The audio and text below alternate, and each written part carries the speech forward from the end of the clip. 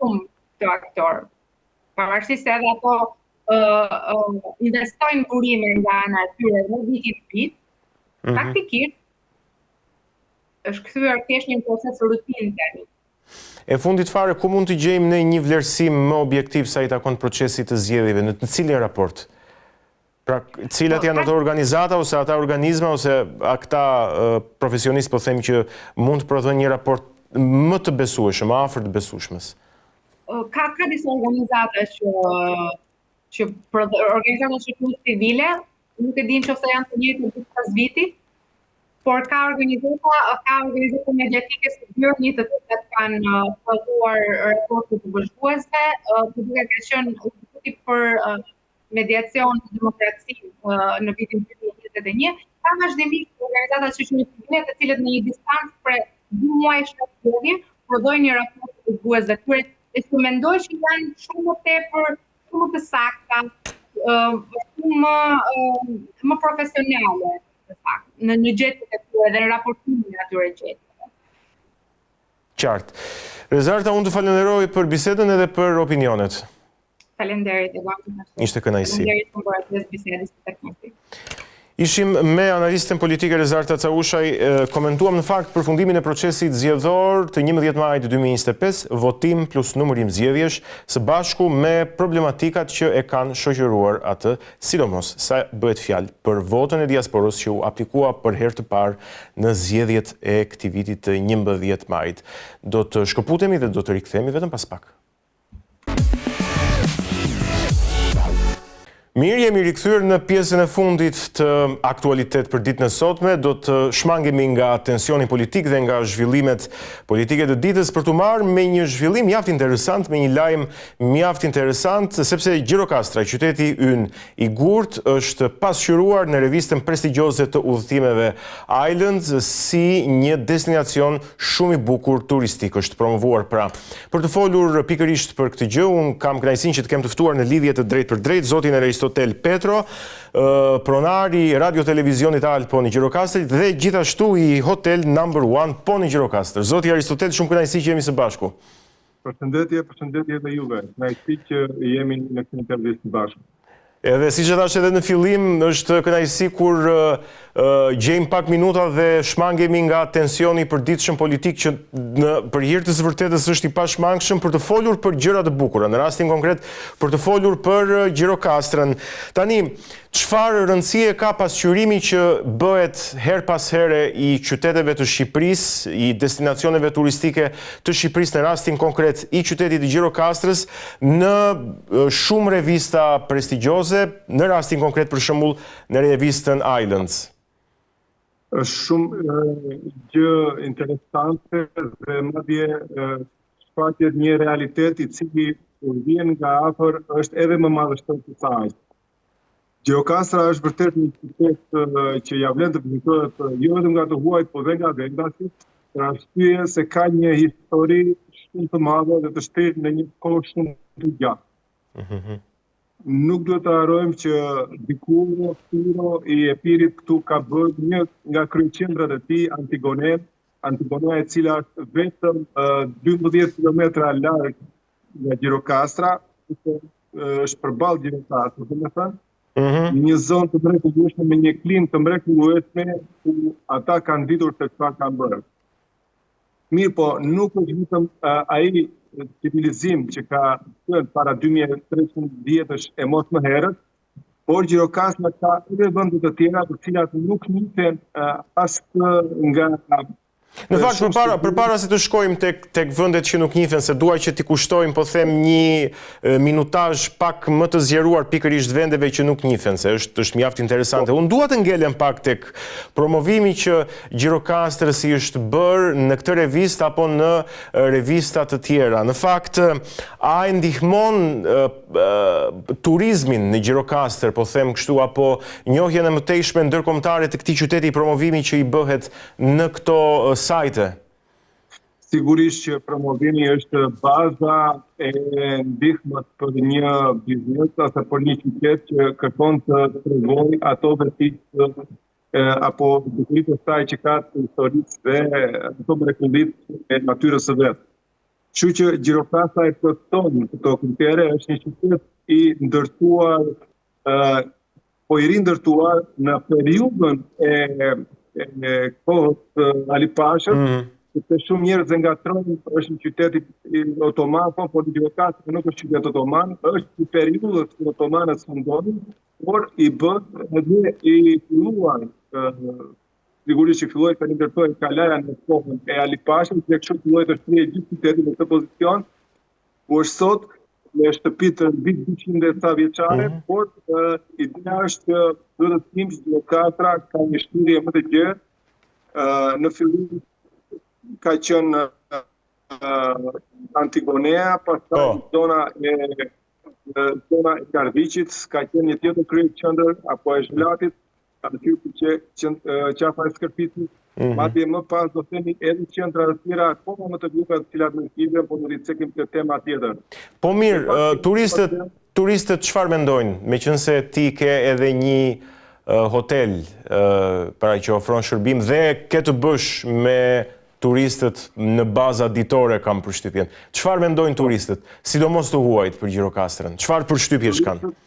Turistët janë të befasuar nga ky qytet, është për ta është diçka që është vërtet mahnitse, një qytet mbretërenës që shumë prej tyre të kërkojnë të rivizitojnë dhe do të ngelet gjatë në memorien e tyre. Sigurisht që kanë një përshtypje të jashtëzakonshme në Gjirokastrën, këtu ka turistë që vinë nga të gjitha vendet dhe që nuk kanë lënë për vizituar, por për Gjirokastrën të gjithë thonë që kemi përshtypje të veçanta. Qartë, duke përfshirë këtu jo vetëm pjesën e qytetit, po edhe pjesën e kalas, në fakt, unë doja që të pyesja cilat janë, për të rikujtuar dhe njëherë për të gjitha dhe që na shohin tani, cilat janë vendet që patjetër duhen vizituar në Gjirokastër, por kujdes nuk e kam fjalën ende për ato vendet që janë më pak të njohura, po flas vetëm për vendet që njihen, që tregojnë edhe në guidat turistike dhe që patjetër çdo turist, çdo vizitor që shkon duhet patjetër të shkojë.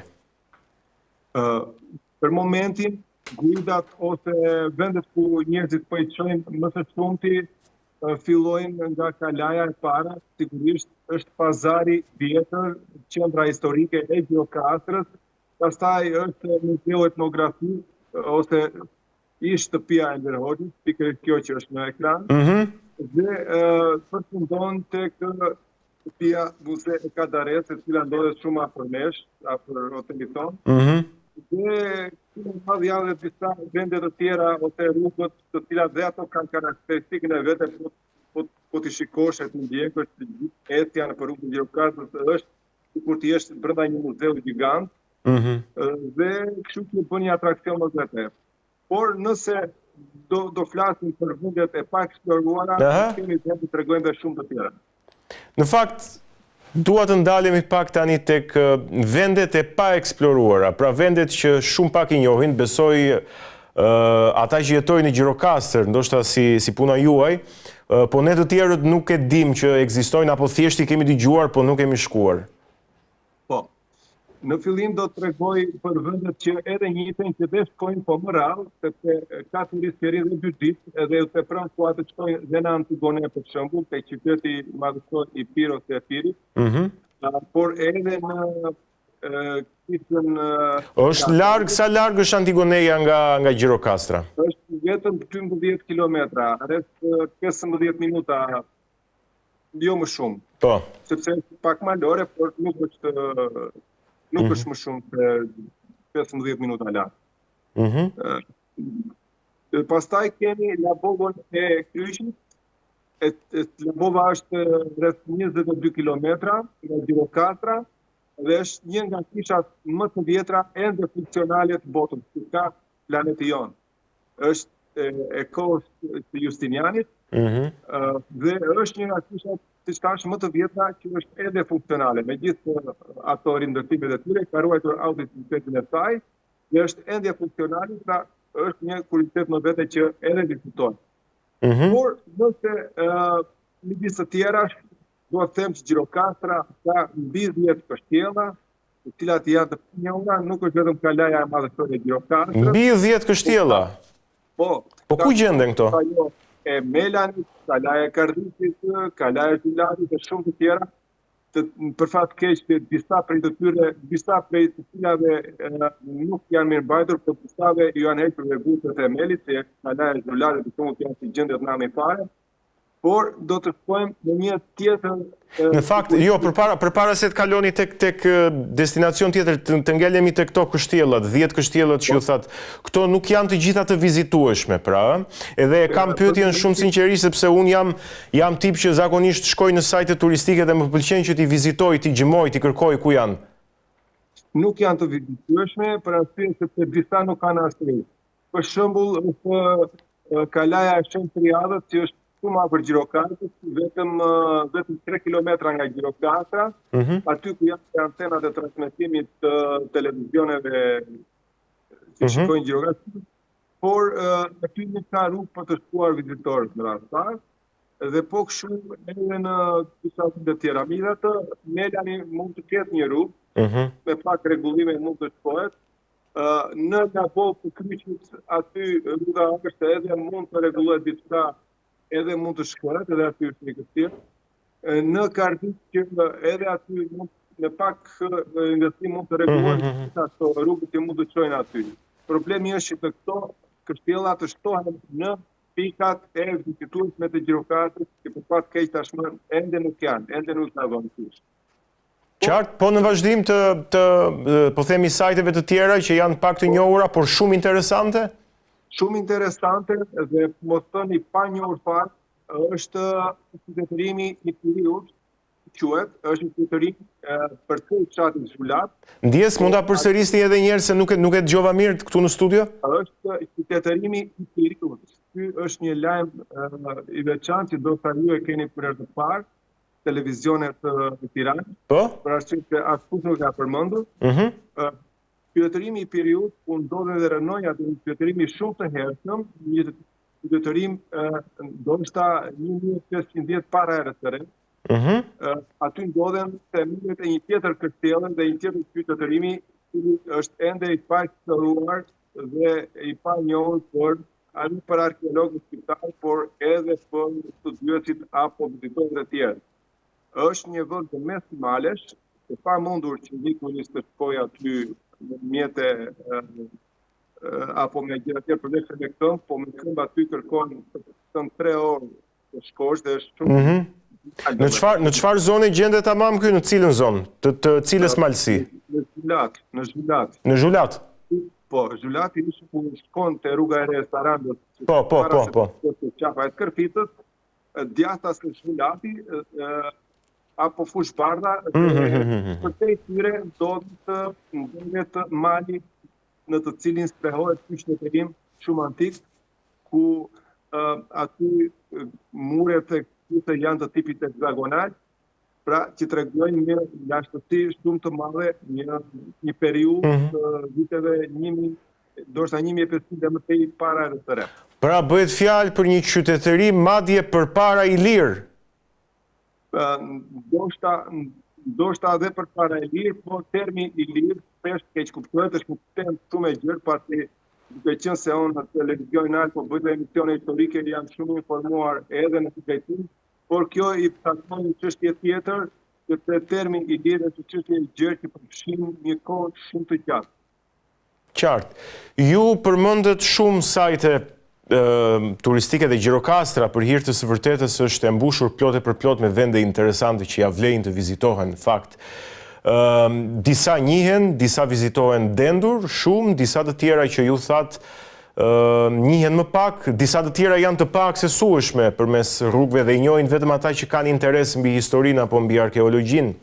Në fakt, a do duhet që të ketë një vëmendje më të madhe të shtetit shqiptar në këtë drejtim turistik të Gjirokastrës?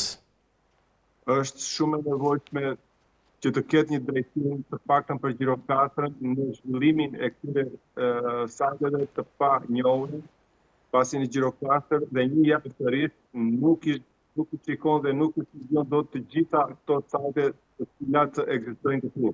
Gjirokastra është një nga mrekullitë e botës, e them pa frikë të, të starët që ke brenda saj.